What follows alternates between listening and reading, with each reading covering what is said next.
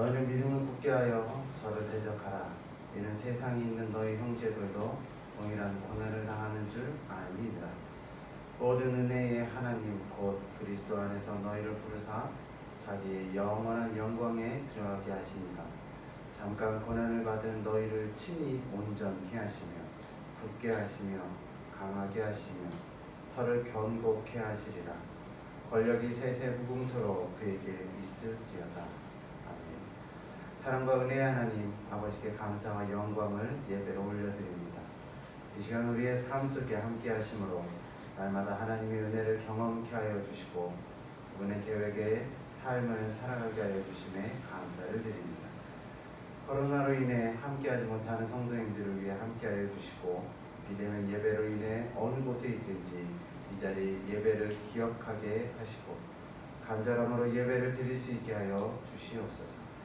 비록 온라인으로 드리지만 우리의 믿음이 강건함을 보이게 하여 주시고 이 예배가 아버지께서 기쁘게 받으시는 아버지의 예배가 되게 하여 주시옵소서. 이 예배가 간절함의 예배가 되게 하여 주시옵소서. 각자에 있는 그 자리에서 하나님을 만나는 역사가 있기를 간절히 기도합니다. 그러므로 다시 모여 예배를 드릴 때 그때를 기억하며 기대하며 간절함의 예배가 되게 하여 주시옵소서. 이 모든 예배의 순서를 하나님께 맡기고 기쁨과 행복의 예배가 되기를 기도하오며 예수 그리스도의 이름으로 간절히 기도드리옵나이다. 아멘. 우리 찬송가 36장 찬양하시겠습니다. 찬송가 36장입니다. 주 예수 이름 높이여다 찬양하여라. 금멸유관을 들여서 만유의 주 찬양. 금멸유관을 들여서 만유의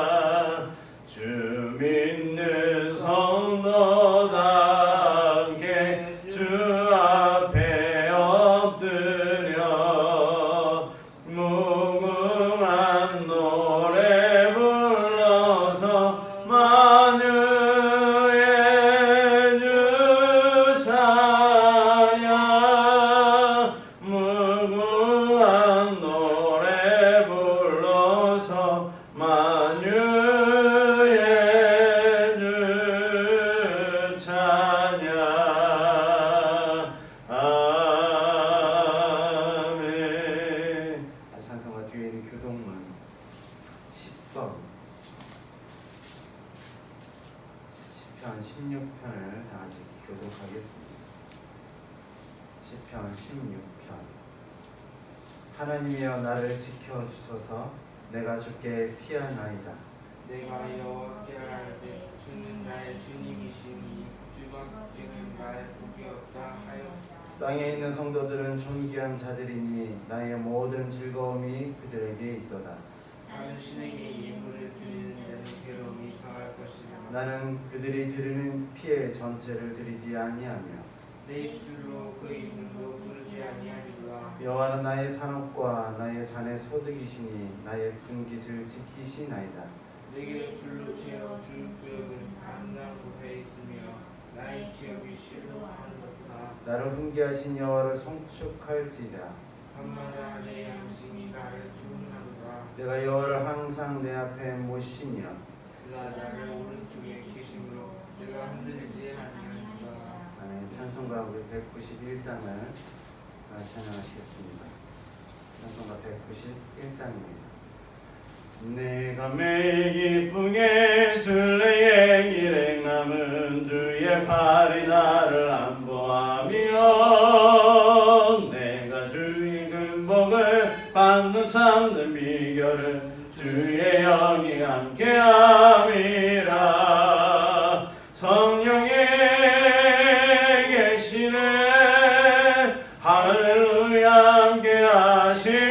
함께하시네. 좁은 길을 걸으며 밤낮 기뻐하는 것 주의 영이 함께함이라.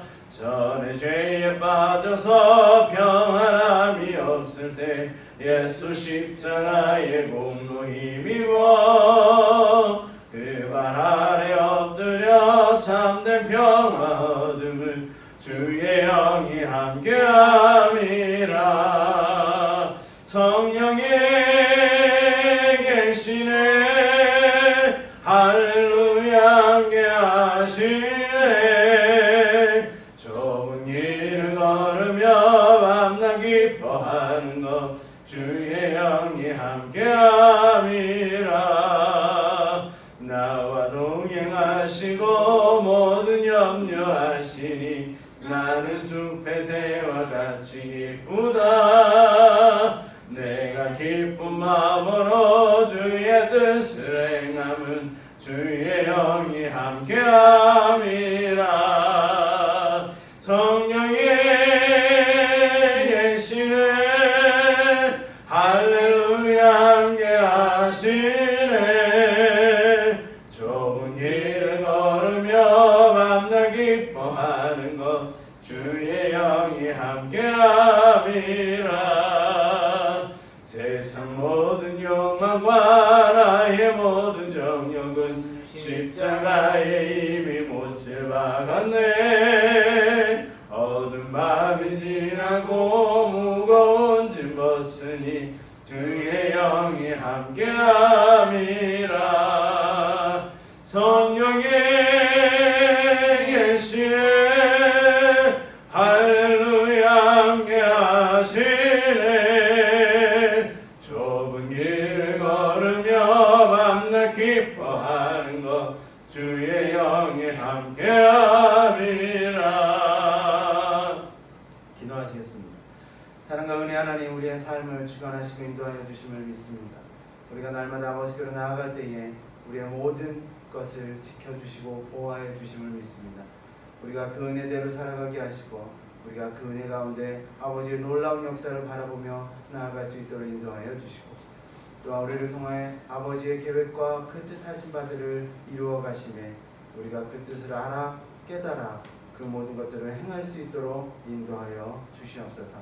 비대면으로 예배를 드리는 모든 성도님들과 이 시간 예배를 드리는 모든 교회들마다 놀라운 아버지의 역사와 놀라운 아버지의 사랑이 넘쳐나도록 인도하여 주시고 아버지를 만남의 예수 그리스도의 그 경험이 경험되어 칠 수 있도록 인도하여 주시옵소서.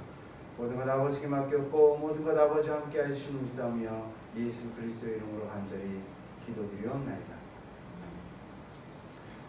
오늘 말씀은 다니엘서 6장 16절로 28절까지의 말씀을 함께 보겠습니다. 다니엘서 6장 16절로 28절까지의 말씀을 우리 한 절씩 교도하겠습니다. 제가 먼저 읽고 성도님들 함께 읽겠습니다. 다니엘서 6장 16절로 28절까지의 말씀입니다. 이에 왕이 명령하며 다니엘을 끌어다가 사자굴에 던져 넣는지라. 왕이 다니엘에게 이르되 내가 항상 섬기는 너희 하나님이 너를 구원하시리라 하니라.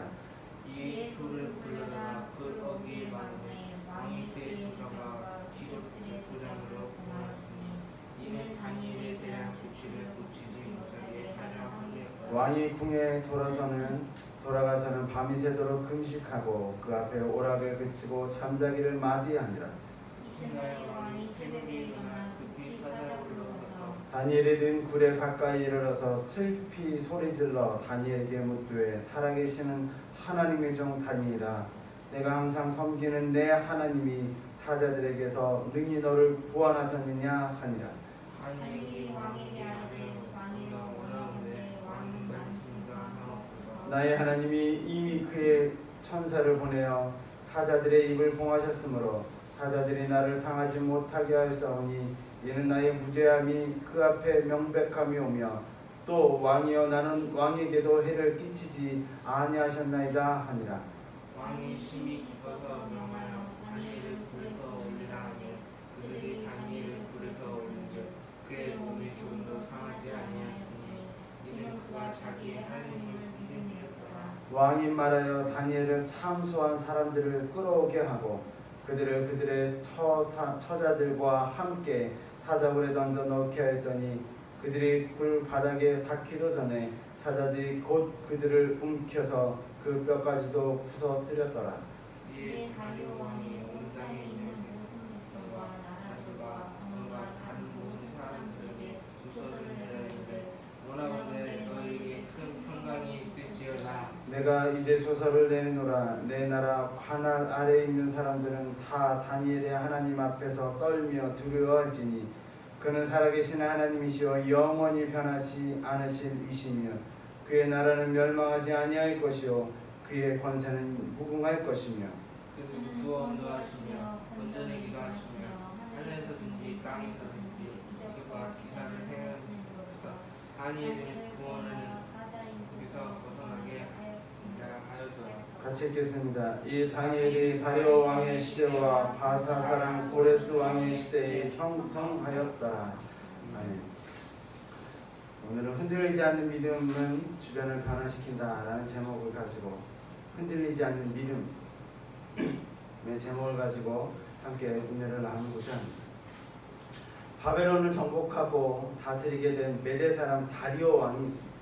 다리오 왕은 방백 120명을 세워 전국을 통치하게 합니다.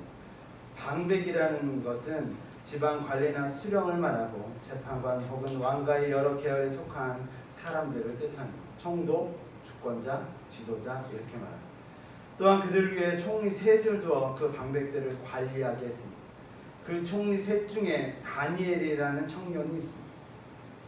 다리오 왕은 3명의 총리 중에 다니엘이 마음에 민첩하여 총리들과 방백들 위에 뛰어남을 인해서 그들을 세워 전국을 다스리게 합니다. 그러자 총리들과 방백들은 다니엘을 모함하여 좌천시키려고 합니다. 이는 다니엘이 포로된 자로서 왕의 신임을 얻어 자신의 위에 다스리는 것을 못마땅하게 여겼기 때문입니다. 하지만 다니엘은 모든 일에 충성되었습니다. 총리와 고관들이 그의 허물을 찾아 고소하려 했으나 고소할 틈을 찾을 수가 없었다라고 본문은 말씀하고 있습니다. 그것이 다니엘서 6장 1절부터 5절까지의 말씀인데 우리 함께 한 목소리를 읽어보겠습니다. 시작입니다. 다리오가 자기의 뜻대로 고관 120명을 세워 전국을 통치하게 하고 또 그들 위에 총리 셋을 두었으니 다니엘이 그 중에 하나이라. 이는 고관들로 총리에게 자기의 직무를 보고하게 하여 왕에게 손해가 없게 하려 함이었더라. 다니엘은 마음이 민첩하여 총리들과 고관들 위에 뛰어남으로 왕이 그를 세워 전국을 다스리고자 한지라. 이에 총리들과 고관들이 국사에 대하여 다니엘을 고발할 근거를 찾고자 했으나 아무 근거 아무 허물도 찾지 못하였으니 이는 그가 충성되어 아무 그릇됨도 없고 아무 허물도 없음이었더라. 그들이 이르되 이 다니엘은 그 하나님의 율법에서 근거를 찾지 못하면 그를 고발할 수 없음이라 하고 라고 말씀합니다. 1절부터 5절까지의 말씀이 오늘의 본문의 배경이 됩니다. 총리들과 고관들이 다니엘에 대해 고발할 것, 다시 말해 허물을 찾으려고 했습니다. 그 허물을 이용해서 다니엘을 무너뜨리려고 했습니다. 하지만 찾으면 찾을수록 아무것도 찾을 수가 없었습니다. 허물을 찾을 수 없었던 그들은 결국 다니엘을 모함해서 고소할 계략을 꾸미게 됩니다.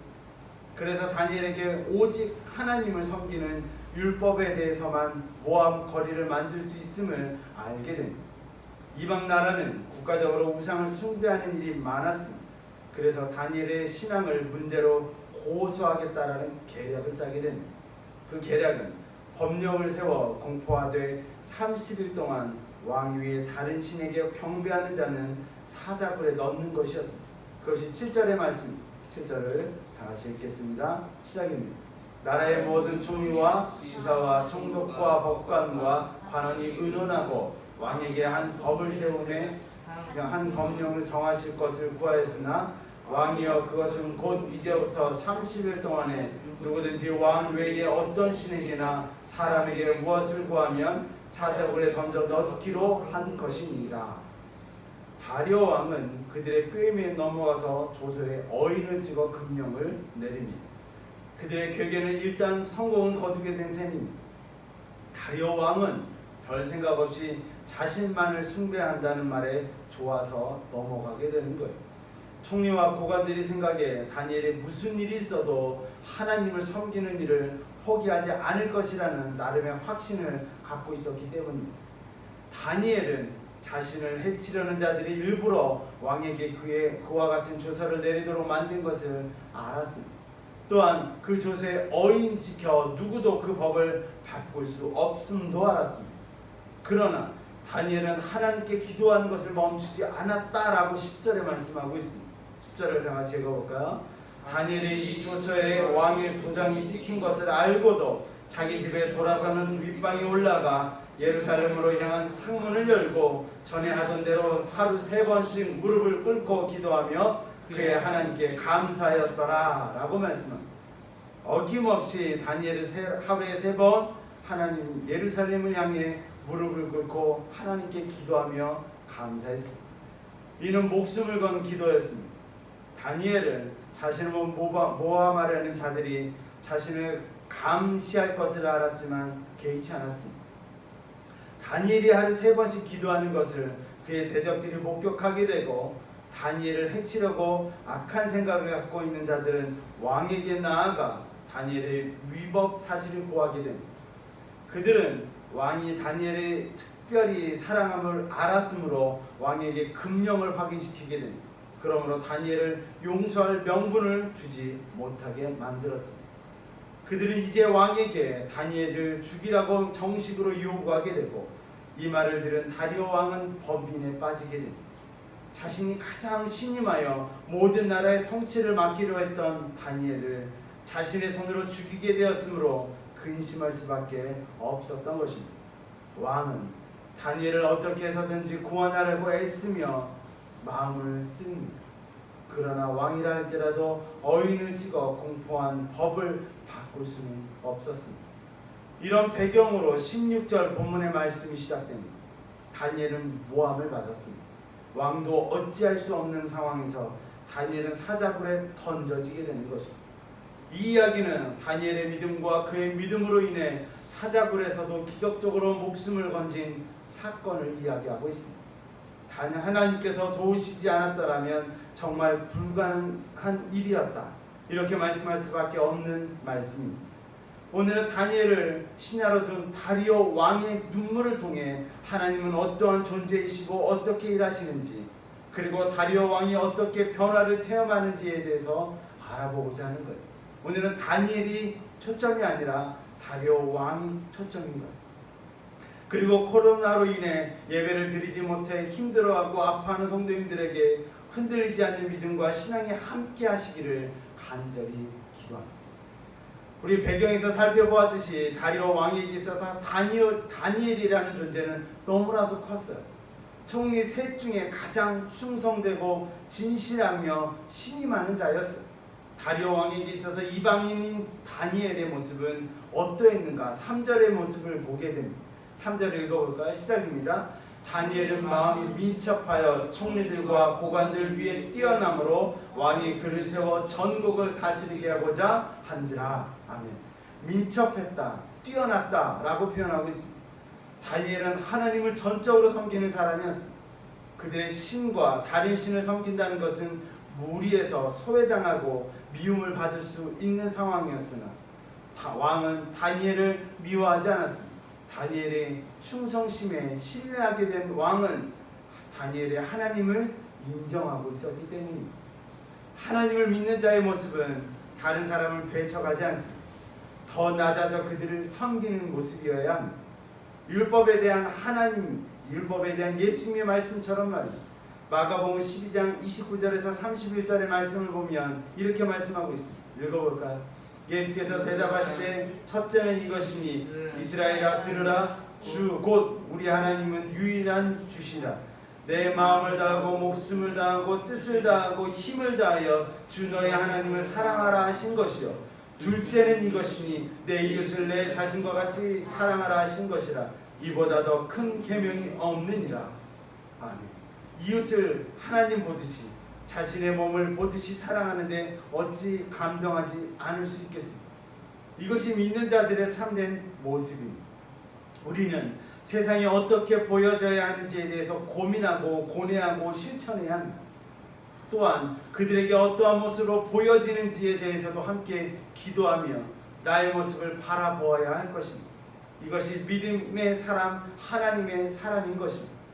내 생각, 내 마음대로 세상을 바라보고 세상이 나를 비판하고 핍박한다고 생각하지 마십시오.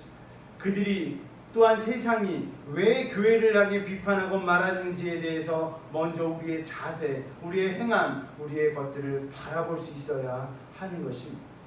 다니엘이 왕에게 한 것처럼 우리가 최선의 모습을 보이고 있는지에 대해서도 한번 생각해 보아야 하는 거예요. 다리오 왕은 다른 신하들의 생각이 자신과 다름을 깨닫지 못했습니다. 신하들이 왕에게 와서 귀에 좋은 말을 합니다. 다리오 왕은 그 꾀에 넘어가게 됩니다. 그 꾀에 넘어가게 되는 것은 자신에게 좋은 말이요 기쁘게 하는 말이기 때문이었습니다. 사람은 누구나 칭송받기를 원하고 높여지기를 원하기 때문입니다. 30일 동안 왕만을 섬기는 명령을 하소서. 이 명령을 어기는 자는 즉시 사자굴에 넣게 하소서. 이 내용이 어인을 찍어 그 명령을 변하지 않게 만들었습니다. 기분이 좋아진 다리오 왕은 지금 좋으면 미래를 생각하지 않는 사람의 속성을 그대로 표현하고 있는 것입니다. 이것이 세상입니다. 이것이 우리의 모습이 아닌가 고민해 보아야 할 것입니다. 이런 사실을 모두 알고 있었던 다니엘은 그래도 하나님을 저버릴 수 없는 신앙을 가지고 있었습니다. 어떤 두려움이나 어떤 시련에도 굴하지 않는 믿음이 있었습니다. 그래서 그는 하루에 3번씩 자신을 섬기는 하나님께 절을 하게 됩니다. 하지만 왕은 이 계략이 다니엘을 죽이기 위한 음모임을 전혀 알지 못했습니다. 우리 시편 5편 9절을 살펴보면 한번 읽어볼까요? 시작입니다. 그들의 입에 신실함이 없고 그들의 심중에 심이 악하여 그들의 목구멍은 열린 무덤 같고 그들의 혀로는 아첨하나이다. 이렇게 말씀합니다. 다리오가 이 말씀을 알았더라면 얼마나 좋았을까. 그러면 그 신하들의 아첨에도 넘어가지 않았을 거예요. 그런데 그러지 않았어요. 결국 이 명령을 어기게 된 다니엘은 어디에 들어가냐면 사자굴 속에 던져지게 됩니다. 미처 다니엘을 생각하지 못했던 다리오 왕의 마음은 너무나도 안타까웠어요. 흔들리지 않는 믿음을 가지고 있었던 다니엘을 어찌할 수 없어 사자굴에 넣어야 하는 다리오 왕. 그에게도 놀라운 하나님의 계획이 있었음을 오늘 본문을 통해서 볼 수 있어요. 본문의 말씀을 통해서 다리오 왕의 마음의 변화 그리고 그 안에 역사하시는 하나님의 뜻하심에 대해서 알아보고자 해요. 우리 14절 한번 읽어볼까요? 그 마음이 어떤지 읽어보겠습니다. 시작입니다. 왕이 이 말을 듣고 그로 말미암아 심히 근심하며 다니엘을 구원하려고 마음에 쓰며 그를 건져내려고 힘을 다하다가 해가 질 때에 이르렀더라.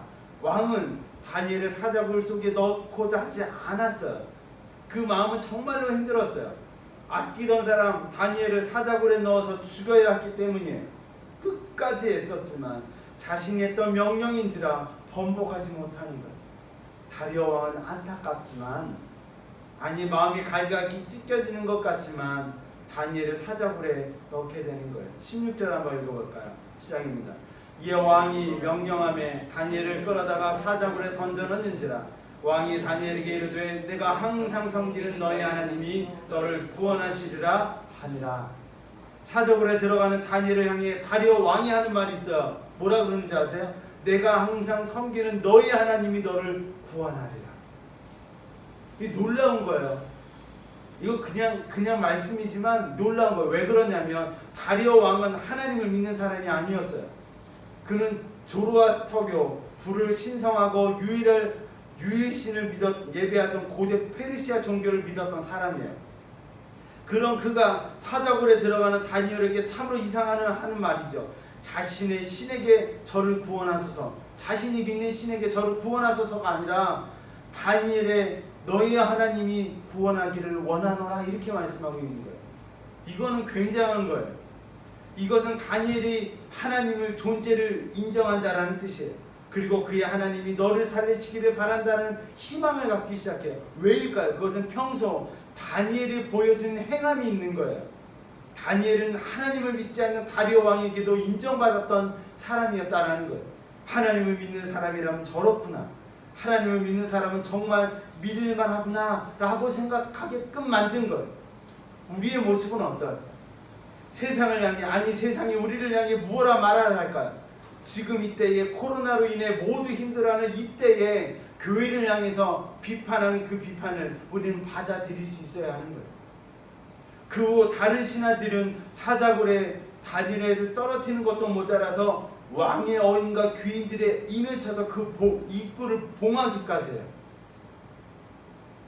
확실하게 하기 위해서 그런 거예요. 하지만 그것도 하나님의 역사가 아닌가 생각해 볼 수 있어요. 우리 엘리야가요, 갈멜산에서 불을 내리도록 기도할 때 어떤 걸 하는지 아세요? 그 제단에 3번 물을 부어요. 물을 왜 부어요? 번제를 해야 되는데 물을 부으면 뭐가 안 붙어요? 불이 안 붙어요. 그런데 또 있어요. 예수님께서 십자가에 달려 돌아가시는 그 무덤을 돌로 막아요. 그리고 병사들을 두어요. 확실하게 하기 위해서, 사람들을 확실하게 하기 위해서 해요. 그러나 그런 그들의 확실함에 더 큰 하나님의 확실함을 보여줘요. 이 사건은 사람이 할 수 있는 방법을 모두 제하여 버린다는 것에서 그 공통점을 찾아볼 수가 있어요. 왕의 어인과 귀인들의 인은 밤에 몰래 누군가 와서 다니엘을 꺼낼지도 모른다는 생각이 있어서 그렇게 한 거예요. 하지만 이것이 하나님의 더 크고 놀라운 능력을 보여주는 방법이 돼요. 이렇게 다니엘을 사자굴에 넣는 왕의 마음은 어떠할까요? 우리 18절을 한번 읽어볼까요? 18절입니다. 시작입니다. 왕이 궁에 돌아서는 밤이 새도록 금식하고 그 앞에 오락을 그치고 잠자기를 마다하니라 라고 말씀하고 있어요. 공동 번역으로 다시 한번 볼까요? 시작입니다. 왕은 궁으로 돌아가서 먹지도 마시지 아니하고 후궁의 수종도 물린 채 뜬 눈으로 밤을 새웠다. 표준세 번역이 이렇게 해요.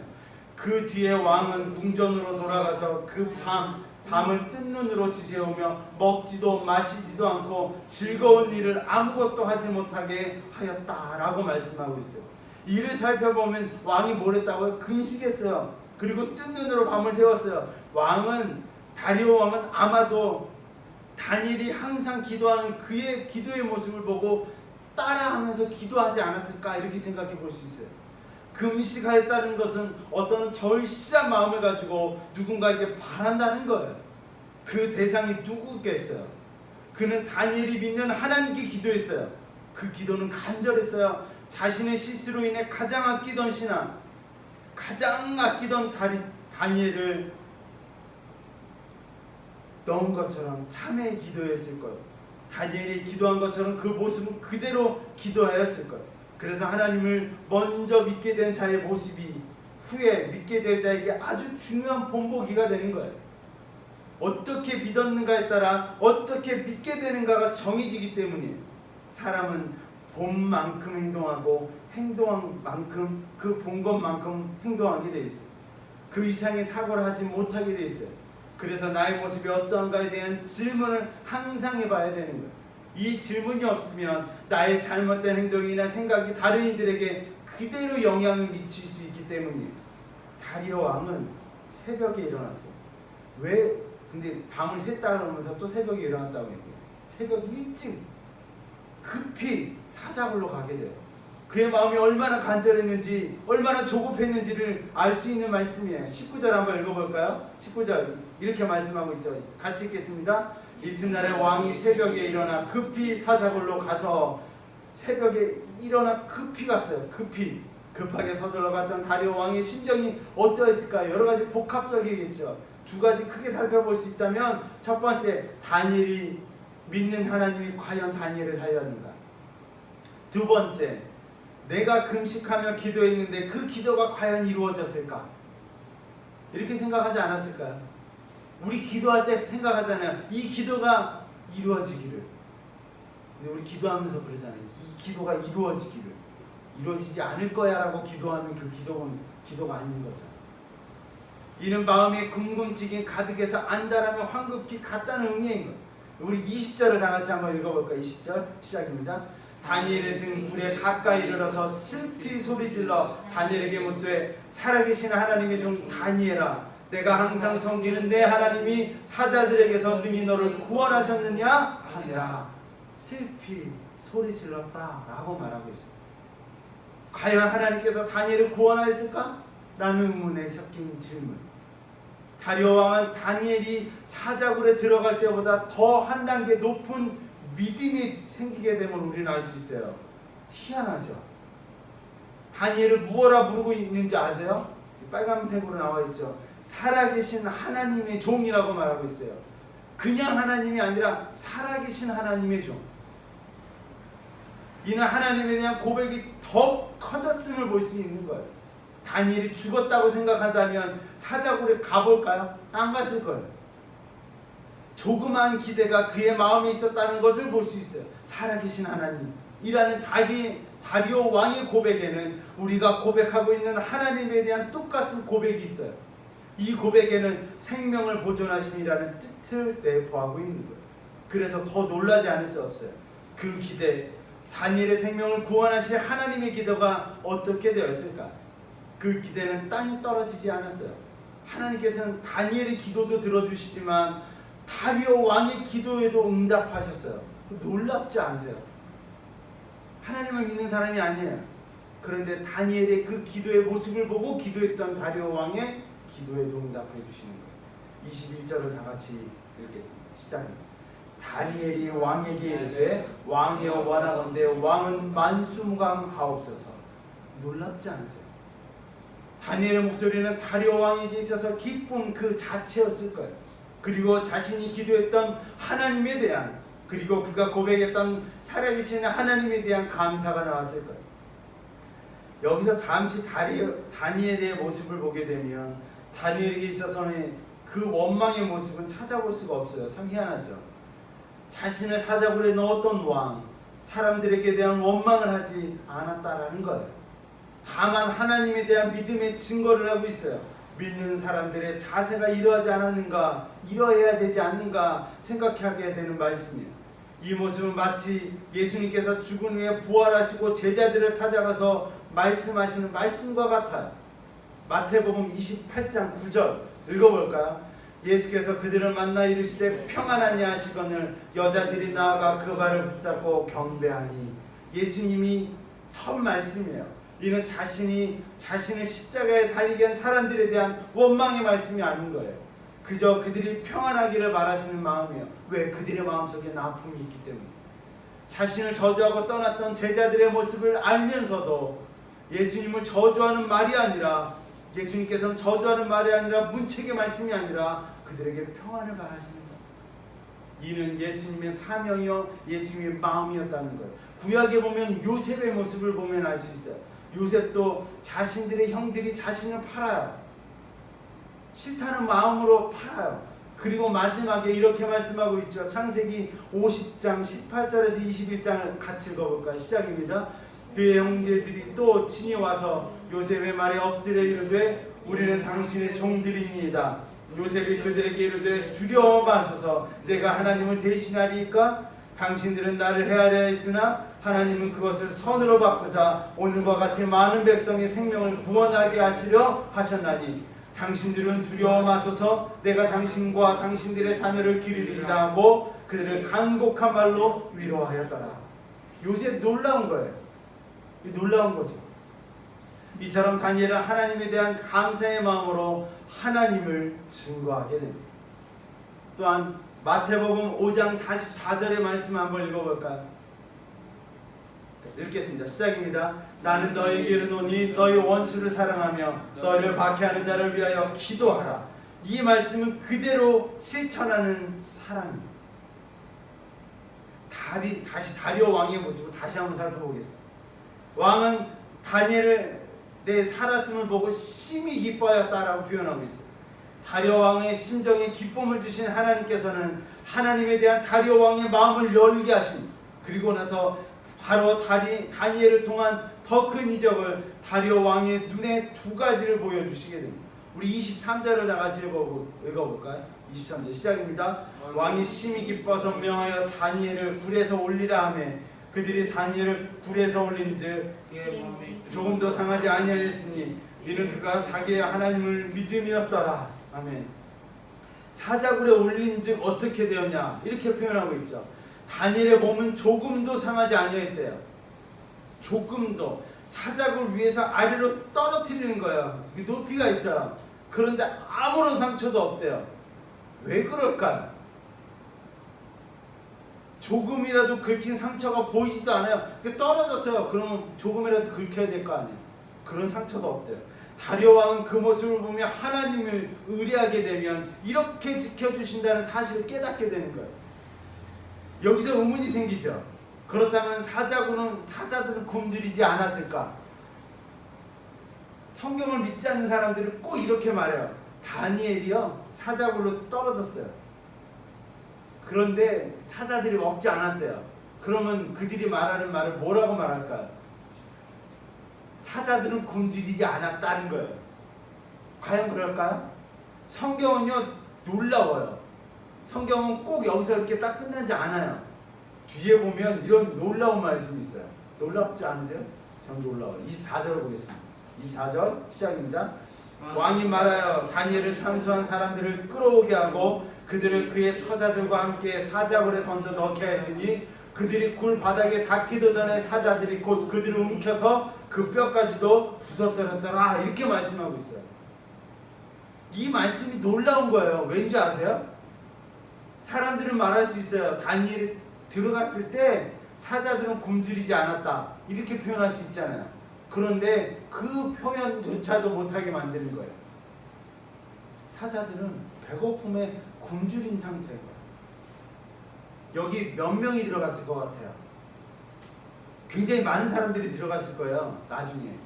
그런데 그게 닿기도 전에 움켜서 뼈까지도 부서뜨렸대요. 그런데 한 명 들어갔을 때 다니엘이 한 명 들어갔는데 안 했을까요?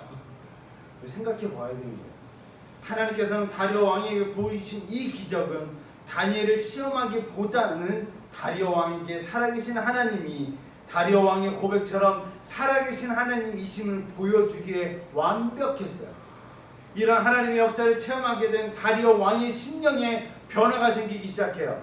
다리오 왕은 하나님에 대한 확신이 일어나기 시작해요. 다리오 왕은 자신이 다스리는 모든 나라에 조서를 내리게 되고 이를 바뀌지 않는 명령으로 내리게 돼요. 이 조서의 내용을 살펴보게 되면 왕의 확신에 찬 모습을 볼 수 있게 되고 어찌 보면 우리에게도 이런 고백이 있어야 하지 않나 생각해보는 말씀이에요. 우리 26장, 27장 함께 볼까요? 이 중요한 말씀이 같이 읽어보겠습니다. 좀 느리게 읽어보겠습니다. 시작입니다. 내가 이제 조서를 내리노라. 내 나라 관할 아래 있는 사람들은 다 다니엘의 하나님 앞에서 떨며 두려워할지니 그는 살아계신 하나님이요 영원히 변하시는 이시며 않으실 이시며 그의 나라는 멸망하지 아니할 것이요 그의 권세는 무궁할 것이며 그는 구원도 하시며 건져내기도 하시며 하늘에서든지 땅에서든지 이적과 기사를 행하시는 이로서 다니엘을 구원하여 사자의 입에서 벗어나게 하셨음이라 하였더라. 이렇게 말씀합니다. 놀랍지 않으세요? 아니, 하나님을 믿지 않는 다리오 왕이 하루 사이에, 그것도 하루 사이에 어떻게 변화되냐면 이렇게 말씀하고 있죠. 두려운 하나님, 살아계신 하나님, 영원히 변하시지 않으신 하나님, 그 나라는 멸망하지 아니할 것이요 건세는 무궁한 하나님, 구원도 하시며 건져내시는 하나님, 하늘에서든지 땅에서든지 이적과 기사를 행하시는 하나님, 다니엘을 구원하여 사자의 입에서 벗어나게 하신 하나님이라고 고백하고 있어요. 다리오 왕의 고백에는 확신이 있잖아요. 이 고백에는 직접 눈으로 보고 들었던 체험이 있기 때문인 거예요. 자신이 체험한 하나님의 모습을 만박히 선포하게 돼요. 이 말씀은 이제는 다니엘이 믿는 하나님을 모시겠다는 고백이라고도 볼 수 있는 거예요. 얼마나 기쁨이 넘쳤으면 조서까지 내리겠어요. 내가 믿게 된 하나님을 너희도 믿어라라고 전도의 불씨를 내어놓고 있는 거예요. 놀랍지 않으세요?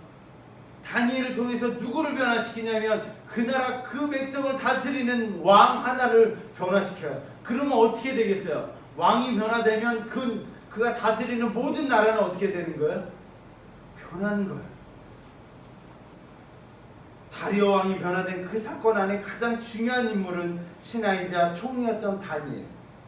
다니엘은 신하였기 전에 한 다리오 왕을 섬기기 전에 하나님을 섬겼던 하나님의 사람이에요. 그렇기 때문에 다니엘을 통하여 이 놀라운 사건이 일어나게 되는 거예요. 만일 하나님을 의지하는 믿음이 흔들렸더라면 과연 사자굴에서 살아날 수 있었을까라는 생각을 해봐야 돼요. 다리오 왕을 변화시킬 수 있었을까요?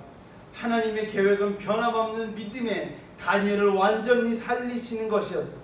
그리고 다리오 왕을 완전히 변화시킴으로 다니엘의 대적자이신 총리들과 고관들을 제거해 주셨어요. 만일에요 이런 사건이 없었더라면 다니엘은 끊임없이 그들에게서 끊임없이 고난 속에 있었을 거예요. 계속적으로 고난을 줬을 거예요. 고관들, 총리들. 그런데 단번에 그것들을 다 무너뜨리시는 하나님. 굳건한 믿음, 흔들리지 않는 믿음은 주변을 변화시키는 힘을 가지고 있습니다. 능력이 있습니다. 다니엘의 믿음은 한 사람을 변화시키는 것이 아닙니다. 한 나라를 변화시키는 거예요. 그의 위대한 복음의 전도자의 역할을 해냈다는 거예요. 더 나아가 자신도 평안한 삶을 살게 돼요. 여러분, 이런 흔들리지 않는 신앙이 있다면 어떻게 되겠을까? 먼저 가족을 변화시켰어요. 직장 상사가 변화될 거예요. 내 주변 이웃들이 변화될 거예요. 내가 있는 곳에 믿음의 자리로 변화되는 거예요. 이를 위해서 항상 기도하는 신앙을 가지십시오. 그럼 반드시 하나님께서는 어떠한 사건을 통해서든지 변화의 기쁨을 맛보게 하실 것입니다. 이 기쁨을 누리고 싶으십니까? 그럼 누리십시오. 흔들리지 않는 믿음이 있다면 어느 곳에 있든지 하나님의 기쁨이 성도들의 삶에 함께 할 것입니다. 그리고 다리오 왕의 명령으로 인해 변화된 나라에 하나님께서는 이렇게 말씀하고 있습니다. 다니엘 6장 28절 마지막 절이죠. 같이 읽겠습니다. 시작입니다. 이 다니엘이 다리오 왕의 시대와 바사 사람 고레스 왕의 시대에 형통하였더라. 이렇게 말씀. 누구로 인해서? 다니엘을 통해서 다리오 왕의 시대와 바사 사람 고레스 왕의 시대에 형통하게 만든 거예요. 하나님께서는 믿음을 지킨 다니엘에게 있어서 장수의 복과 형통의 복을 주세요. 두 시대에 걸쳐서 형통하였다는 것은 놀라운 하나님의 축복이에요. 다니엘만 형통했을까요? 아니라는 거예요. 그 나라도 형통했고요. 이는 하나님이 전적으로 신뢰하고 믿는 다니엘이 있었기 때문에 가능한 거예요. 세상이 아닌 하나님을 붙든다면 어떨까요? 다리오 왕 그리고 그의 신하들 다니엘의 모습을 보면서 다니엘은 하나님을 향했습니다. 그리고 그들의 핍박에도 자신의 일을 충실히 했습니다. 그러자 하나님께서는 모든 것을 해결해 주셨습니다. 우리의 삶도 그렇습니다. 내가 무엇인가를 해서 바꾼다고 생각하기보다는 우리가 교회가 해야 할 사명을 다한다면 그 결과에 대해서는 하나님께서 책임져 주실 거라는 거예요. 예배에 충실하십시오. 우리가 있는 그 자리에서 말입니다.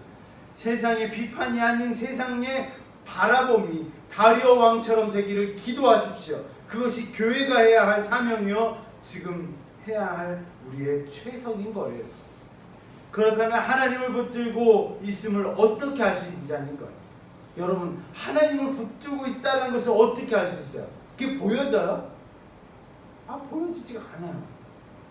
그것을 믿는 자들을 바라보는 그들의 시선 속에 있다는 거예요.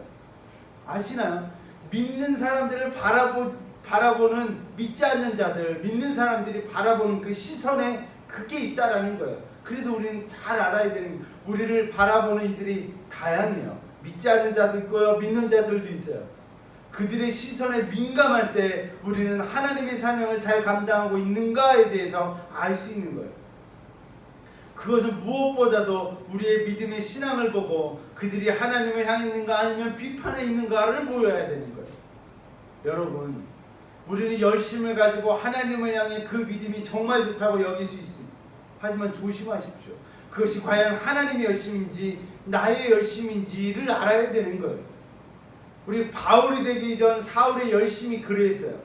우리 사도행전 9장 1절에서 2절의 말씀을 보게 되면 이렇게 말씀하고 있죠. 같이 읽어보겠습니다. 사울이 주의 제자들에 대하여 여전히 위협과 사기가 등등하여 대제사장에게 가서 다메섹 여러 회당에 가져갈 공문을 청하니 이는 만일 그 도를 따르는 사람을 만나면 남녀를 막론하고 결박하여 예루살렘으로 잡아오려 함이라 라고 말씀하고 있잖아요.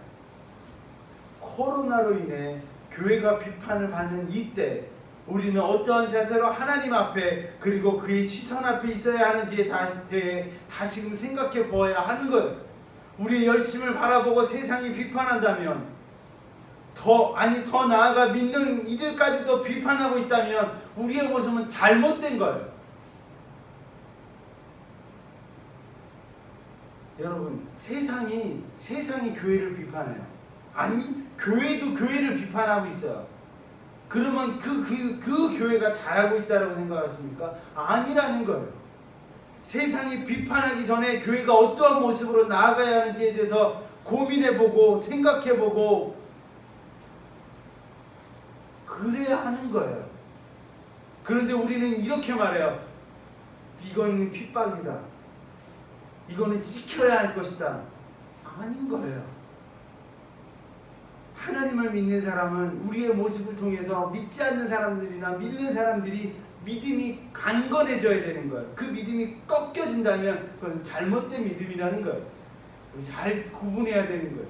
구분하십시오. 구분하지 못하는 거 믿음이 아닌 거예요. 잠시 우리 주인이가 좋아하는 것들에 대해서 한번 문제를 내볼게요. 우리 주인이가 이런 건 참 좋아해요. 한 동네에 참기름과 소금이 살고 있었습니다. 그러다 어느 날 소금이 구속당했습니다. 왜 그런지 아세요? 우리 주인이가 참 좋아해요. 왜 그런지 아세요? 참기름이 고소해서 라고 말했다. 아이스크림이 길을 가고 있습니다. 그러던 중 교통사고를 당했습니다. 왜 그런지 아세요? 아이스크림이 곧 교통사고를 당했대. 왜 그럴까요? 왜 그런지 아세요? 차가워서. 우리 주인이가 참 좋아요. 가끔 이렇게 물어봐요.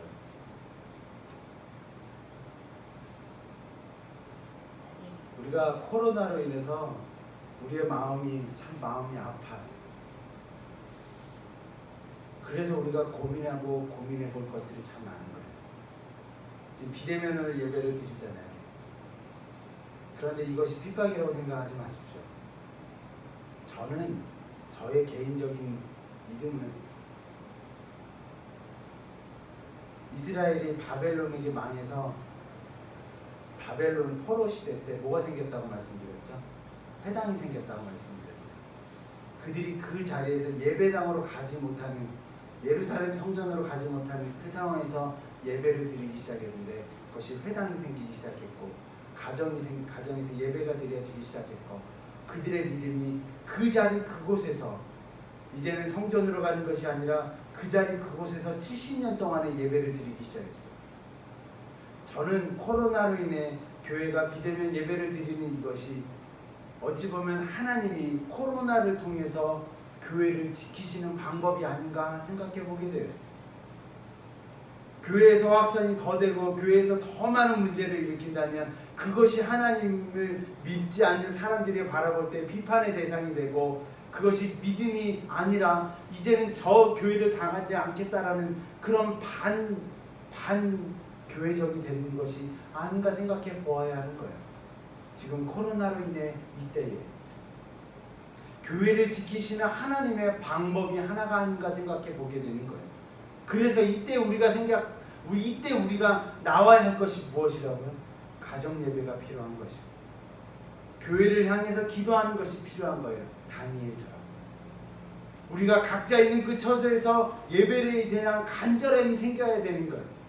그리고 그 간절함으로 인해서 교회를 향해 기도하고 교회를 향해서 놀라운 하나님의 역사가 일어날 것이라는 기대가 이제는 생기게 되어야 되고, 이제 코로나가 끝나고 정식되고 약해지고 이제 교회로 모여서 함께 예배를 드릴 때, 그때는 진짜 하나님을 향한 놀라운 감격의 예배가 되어야 하는 거예요. 그것을 위한 우리가 지금의 예배가 되어야 되는 거예요. 저들이 비판하니까 우리는 교회를 지켜야 되고 예배를 지켜야 되고, 그 당연히 예배를 지켜야 되는 건 맞죠. 하지만 교회로 인해서 세상의 비판의 모습이 되어야 된다면 그것은 하나님의 영광을 가리는 거야 된다라는 것을 우리는 마음속으로 알아야 돼요. 여러분, 각자 있는 그 자리에서 예배를 드리십시오. 그 예배가 하나님께서 받으시는 예배가 될 줄 믿습니다.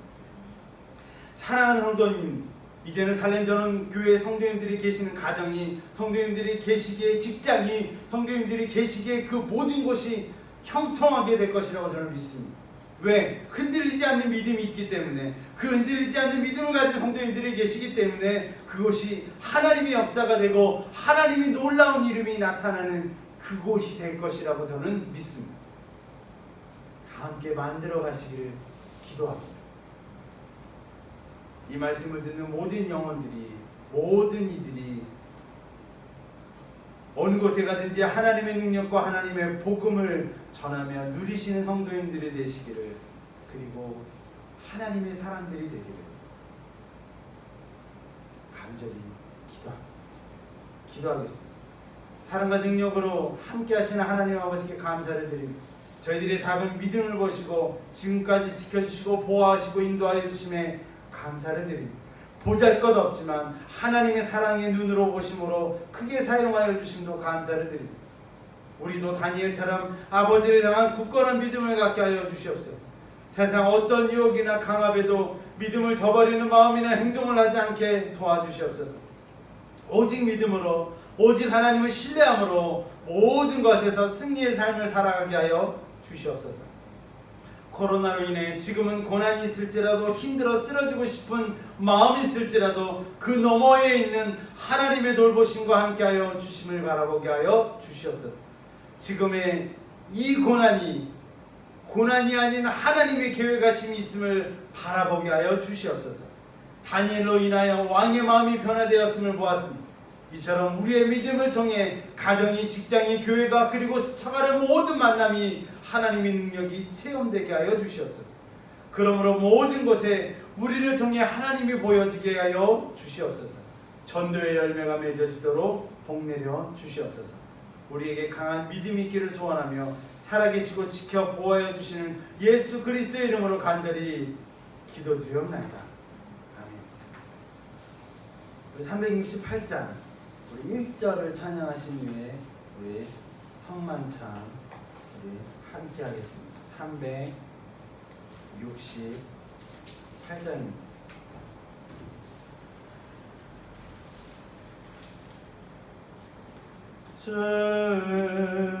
주여 은혜를 내려주사 곧 충만케 하옵소서. 이주리고 목마른 나의 맘에 주 성령을 부소서. 주의 충만하는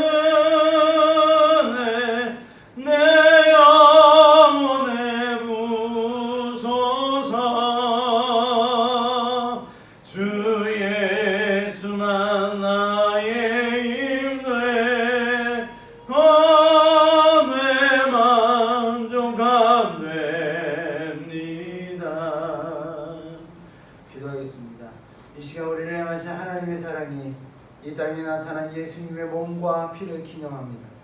기념함에 앞서 우리의 모든 죄를 고백하게 하여 주시고 그러므로 깨끗한 바다 거룩함으로 더욱더 주님의 은혜 안에 살아가는 우리의 삶이 되게 하여 주시옵소서. 이 성만찬을 통해 예수님의 죽으심과 부활하심이 경험되어지는 시간 되게 하여 주시옵소서. 이 모든 것이 아버지께 맡기며 예수 그리스도 이름으로 간절히 기도드리옵나이다. 나오셔서 성만찬 하실까요?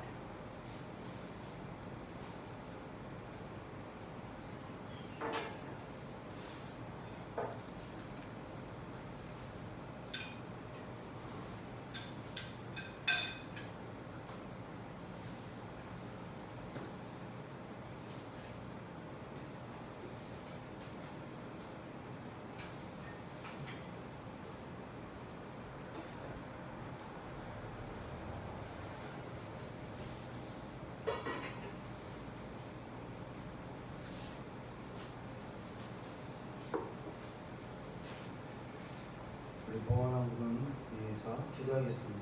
주님께서 주신 모든 것, 그 은혜의 감사함으로 정성을 모아드립니다. 이 드려지는 모든 정성 위에 하나님의 은혜와 사랑이 함께하여 주시옵소서. 드려지는 헌금이 쓰여지는 모든 곳에 하나님의 복음의 향기가 흘러 넘치게 하여 주시옵소서. 우리의 드림이 하나님 안에서 헛되지 않도록 인도하여 주시고 하나님의 갚으심이 보여지게 하여 주시옵소서. 이 모든 것을 하나님께 맡기며 예수 그리스도의 이름으로 기도드리옵나이다. 아멘. 우리 광고는 주보를 참고하시고요. 하나님께서 주신 은혜에 날마다 감사하는 성도님들이 되시기를 기도합니다. 많은 교회에서 코로나 확진자들이 생기고 있습니다. 조심하십시오. 이것이 비판의 대상이 될 수 있고 이것이 하나님의 영광을 가릴 수 있게 됩니다. 좀 더 조심하십시오. 오늘 9월 5일은 비대면 예배를 드렸습니다. 동영상 촬영 후 링크를 보내드릴 것입니다. 예배의 소중함을 더욱더 생각하시고 기도하시는 성도님들이 되시길 바랍니다. 다음 주는 어떻게 될지 몰라요. 아직 2.5단계인데 2.5단계가 계속되면 이렇게 비대면 예배를 드리겠습니다.